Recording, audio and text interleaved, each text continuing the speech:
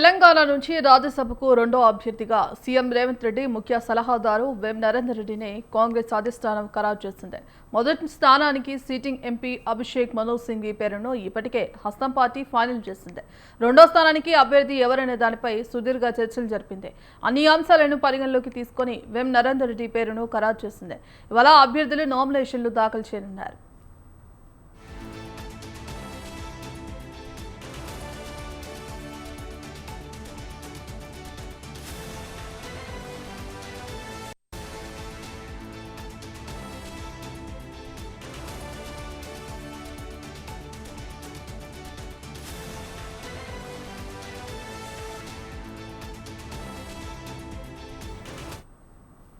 తెలంగాణ నుంచి రెండు రాజ్యసభ స్థానాలకు ఎన్నికలు జరగనున్న సంగతి తెలిసిందే. ఒక స్థానానికి సిట్టింగ్ ఎంపీ అభిషేక్ మను సింఘ్వి పేరును కాంగ్రెస్ అధిష్టానం ఇప్పటికే ఖరారు చేసింది.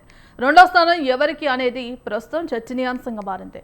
ఈ స్థానం కోసం పలువురు పేర్లు తెరపైకి వచ్చాయి. వి హనుమంతరావు, వేం నరేందర్ రెడ్డి, వినయ్ కుమార్, మధు యష్కి గౌడ్, హర్కర్ వేణుగోపాల్, మాజీ ఎమ్మెల్యే వంశీచంద్ రెడ్డి, సాంబయ్య, బెల్లయ్య నాయక్, చిన్నారెడ్డి సహా మొత్తం 16 మంది పేర్లను తెలంగాణ పీసీసీ ఏఐసీసీకి పంపారు. చివరకు వేం నరేందర్ రెడ్డి, సాంబయ్యల పేర్లను కాంగ్రెస్ అధిష్టానం పరిశీలించిన వేం నరేందర్ రెడ్డి వైపే మొగ్గు చూపినట్లు సమాచారం. ఇందుకు సంబంధించి కంప్లీట్ అప్డేట్స్ మా Telangana bureau chief Rana Pratap live ద్వారా అందిస్తారు. రాణా ప్రతాప్, అనేక ఆసక్తికరమైన పేర్లన్నీ కూడా తెరపైకి వచ్చారు. కానీ అనూహ్యంగా వేం నరేందర్ రెడ్డి వైపే అధిష్టానం అంతా కూడా మొగ్గు చూపినట్టుగా మనకు తెలుస్తుంది. ఎందుకంటే నిన్న అఫీషియల్ గా వేం నరేందర్ రెడ్డి అలాగే అభిజిత్ సింఘ్వి వచ్చి ఇద్దరు పేర్లు కూడా అధిష్టానం అనౌన్స్మెంట్ చేయడం జరిగింది. దాంతో పాటు ఇతర రాష్ట్రాల్లో కూడా రాజ్యసభ సభ్యులకు ఖాళీ ఉన్నాయి కాబట్టి అక్కడ కూడా కాంగ్రెస్ పార్టీ నుంచి కూడా ఎవరు నిలబడాలి అన్న దానిపై కూడా వారు ఒక ప్రెస్ నోట్ కూడా రిలీజ్ చేసినటువంటి నేపథ్యం కనబడుతుంది. ఎందుకంటే అనేక మంది అనేక ఊహాగానాలు, ఎందుకంటే నిన్న సాయంత్రం వరకు కూడా చాలా ఉత్కంఠమైన భరితమైనటువంటి సిచ్యువేషన్ అనుకోవచ్చు. ఎందుకంటే కాంగ్రెస్ పార్టీలో రాజ్యసభకు సంబంధించిన అంశంలో ఒకరు ఆల్రెడీ కన్ఫర్మేషన్ వచ్చేసింది. ఆయన నిన్న హైదరాబాద్ కు చేరుకున్నారు కుటుంబ సభ్యులతో, అభిషేక్ మను సింఘ్వి.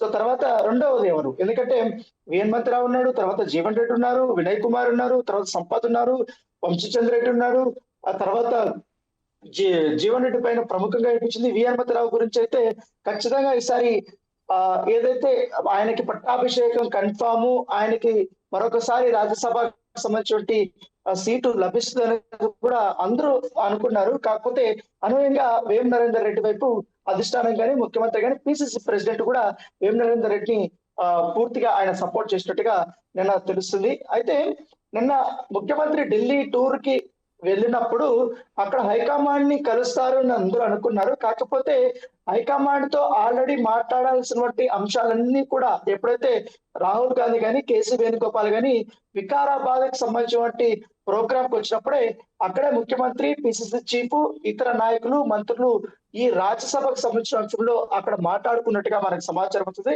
అక్కడ ఫైనల్ డిసిషన్ అయిపోయినట్టుగా తెలిసింది. అయితే ఫైనల్ గా ఢిల్లీకి వెళ్ళిన తర్వాత మల్లికార్జున ఖర్గేతో డిస్కస్ అయిన తర్వాత పేర్లు అనౌన్స్మెంట్ చేసుకోండి అనేది కూడా రాహుల్ గాంధీ సూత్రప్రాయంగా చెప్పినట్టుగా తెలిసింది. అయితే ఇటు ఇతరుల నుంచి కూడా చాలా పెద్ద స్థాయి నుంచి, ముఖ్యంగా మల్లికార్జున ఖర్గే నుంచి కూడా కొన్ని సిఫార్సులు వెళ్ళాయి, ఆయన దగ్గరికి వెళ్ళాయి. ఆయన కూడా వీటిని పరిశీలించాలని కూడా కోరారు. ఆయన పరిశీలిద్దామని అందరికీ చెప్పారు. సో దాంతో పాటు డిస్కషన్ అనేది జరుగుతుంది. అయితే మీనాక్షి నటరాజన్ ఇచ్చినటువంటి ఏదైతే రిపోర్ట్ ఆధారంగా వేం నరేందర్ రెడ్డి ఆల్రెడీ పార్టీలోకి వచ్చినప్పటి నుంచి కూడా చాలా కూడా ఆయన అనేక రకాలుగా కూడా, ముఖ్యంగా పార్టీ అధికారంలోకి రావడానికి కూడా ఆయన చాలా వరకు కృషి చేశాడు. ముఖ్యంగా ముఖ్యమంత్రి రేవంత్ రెడ్డితో సఖ్యతను కొనసాగిస్తూనే పార్టీకి కావాల్సినటువంటి అన్ని రకాలైనటువంటి వ్యవహారాలు కూడా ఆయన చూసుకోగలిగాడు అనేది కూడా మొదటి నుంచి వచ్చింది. అయితే వేం నరేందర్ రెడ్డి ఇప్పుడు ప్రస్తుతం తెలంగాణ గవర్నమెంట్ లో సలహాదారుడు పోస్ట్ లో ఉన్నాడు కాబట్టి ఆయన అక్కడి నుంచి ఇప్పుడు రాజ్యసభకి వెళ్ళిపోతున్నారు. ఇప్పుడు ఆ ప్లేస్ లో మరొక సీనియర్ నేతని కూడా ఇక్కడికి తీసుకురాబోతున్నట్టుగా మనకు సమాచారం ఉంది. అయితే ఇవాళ 10:30కి అభిషేక్ సింగ్ మనును గాని, ఆ తరగా ఎవరైతే వేం నరేందర్ రెడ్డి ఇద్దరు కూడా ఇటు అసెంబ్లీకి సంబంధించిన దాంట్లో విప్ కార్యాలయంలో ఇవాళ నామినేషన్ దాఖలు చేయబోతున్నారు. ఇప్పటికే వారు నామినేషన్ దాఖలు చేసిన తర్వాత ఎలక్షన్ ఎప్పుడు ఉంటుంది అనేది కూడా మనం వేచి చూడాల్సిన అవసరం ఉంది. కానీ చాలా ఆసక్తికరమైన పరిణామం. ఎందుకంటే ఇప్పటికే ఆ పోటీ నుంచి కూడా బీఆర్ఎస్ తప్పుకుంది. అలాగే ఇటు బీజేపీ కూడా పెద్ద వారికి సంఖ్యాబలం లేదు కాబట్టి వారు ఆబ్వియస్ గా వాళ్ళు పోటీలో వెళ్ళారు. ఇక ఎంఐఎం విషయానికి వస్తే మాత్రం ఈ ఎలక్షన్ లో ఖచ్చితంగా ఇటు కాంగ్రెస్ పార్టీకి వాళ్ళు సపోర్ట్ చేసే అవకాశం ఉంది. ఎందుకంటే మొన్న జరిగినటువంటి జూబ్లీహిల్స్ ఎన్నికల్లో కూడా కాంగ్రెస్ పార్టీకి ఎంఐఎం సపోర్ట్ చేసింది. ఎక్కువ మెజారిటీ రావడానికి కూడా వాళ్ళు సహాయ సహకారాలు అందించారు. ఇప్పుడు రెండో రాజ్యసభ గెలుచుకోవాలంటే ఖచ్చితంగా సంఖ్యాపరంగా కూడా కాంగ్రెస్ పార్టీకి కాస్త తక్కువ ఉన్నప్పటికీ ఇతరులు యొక్క వారు సపోర్ట్ అనేది కూడా కాస్త ఇంపార్టెంట్. ఇప్పటికే బీఆర్ఎస్ పార్టీ నుంచి కూడా దాదాపు 10 మంది ఎమ్మెల్యేలు కాంగ్రెస్ కండువా కప్పుకున్నారని తెలిసినప్పటికీ ఇప్పటికే అనర్హత సంబంధించిన రేటు సంబంధించిన విషయంలో స్పీకర్ దగ్గర ఈ యొక్క మొత్తం ఉంది కాబట్టి వాళ్ళందరూ కూడా బీఆర్ఎస్ సంబంధించిన సభ్యులుగానే పరిగణించాల్సిన అవసరం ఉందనేది కూడా వారు కూడా చెప్తున్నటువంటి నేపథ్యంలో చాలా ఆసక్తికరమైన పరిణామం. ఇప్పటికే 64 మొదట్లో సాధారణ ఎన్నికల్లో కాంగ్రెస్ పార్టీ గెలిచింది. తర్వాత 2 బై ఎలక్షన్స్ వచ్చాయి. ఒకటి కంటోన్మెంట్, రెండోది వచ్చి జూబ్లీహిల్స్ సంబంధించినటువంటి ఎలక్షన్స్. సో దాదాపు 66 ఆల్రెడీ సిపిఐకి సంబంధించిన కొత్తగూడెం ఎమ్మెల్యేగా ఉన్నట్టు ఈయన ఉన్నాడు. సో అదొకటి 67 ఆల్రెడీ కాంగ్రెస్ బీఆర్ఎస్ నుంచి వచ్చినటువంటి వారు కొంతమంది ఉన్నారు. సో వారు కూడా సపోర్ట్ ఉంటాయి. సో ఖచ్చితంగా కూడా కాంగ్రెస్ పార్టీకి రెండో అభ్యర్థిత్వం గెలుచుకోవడం అనేది చాలా ఈజీ ప్రాసెస్. సో ఖచ్చితంగా 2 రాజ్యసభలు కాంగ్రెస్ పార్టీ కైవసం చేసుకోబోతున్నాయి. మనకు పూర్తిగా అనేక క్యాలిక్యులేషన్స్ చూసుకున్నా కూడా పక్కాని కూడా మనకు తెలుస్తుంది. సో చూడాలి.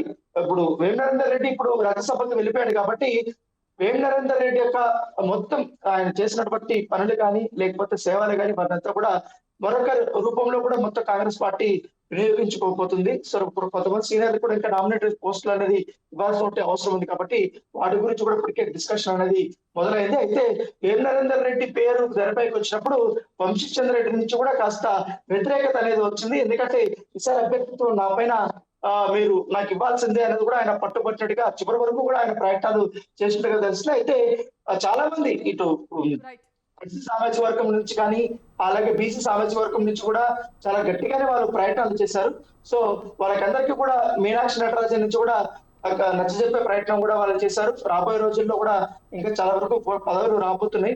సో ఖచ్చితంగా వాటికి మీరు అర్హులు కాబట్టి మీకు వాటికి కేటాయిస్తాము. లేకపోతే 2.5 సంవత్సరంలో కూడా సాధారణ ఎలక్షన్స్ కూడా ఉంది కాబట్టి అప్పుడు కూడా మీకు ప్రముఖమైనటువంటి స్థానం ఉండబోతుంది అనేది కూడా చెప్పినట్టుగా మనకు సమాచారం ఉంది. సో ఇప్పుడు సీనియర్లందరినీ కూడా ఇప్పుడు ఖచ్చితంగా వారి సేవల్ని వినియోగించాల్సిన అవసరం ఉంది. ఇప్పుడు ప్రభుత్వం తాజాగా ఇప్పుడు 99 రోజుల యొక్క ప్రజాపాలన ప్రణాళిక పేరుతో వస్తుంది కాబట్టి ఆ ప్రోగ్రామ్ మీద మీరు పూర్తి స్థాయి కాన్సన్ట్రేట్ చేయడానికి కూడా అధిష్టానం చెప్పినట్టుగా తెలుస్తుంది. సో ఫైనల్ గా వేమనరేందర్ రెడ్డి అలాగే అభిషేక్ సింగ్ మరి వీళ్ళిద్దరికి కూడా ఇప్పుడు రాజ్యసభ అనేది దక్కింది.